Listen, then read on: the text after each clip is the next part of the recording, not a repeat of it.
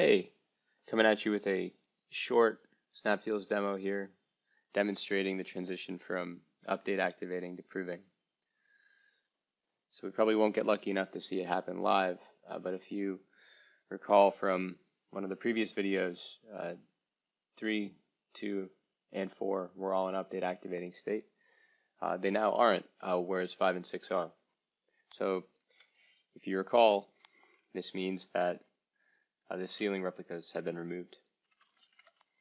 So just to take a look at what this looks like in the update activating state, we go to sealed, and we can see that 5 and 6,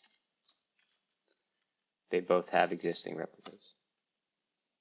Of course, the update is also there. If we go back to say update, we'll see the same thing, 6 and 5.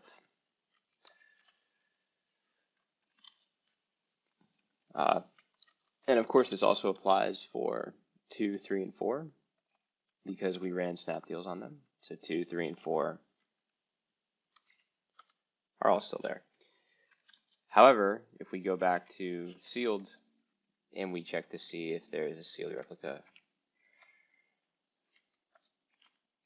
none of 2, 3, and 4 are there because they transitioned out of update activating into proving.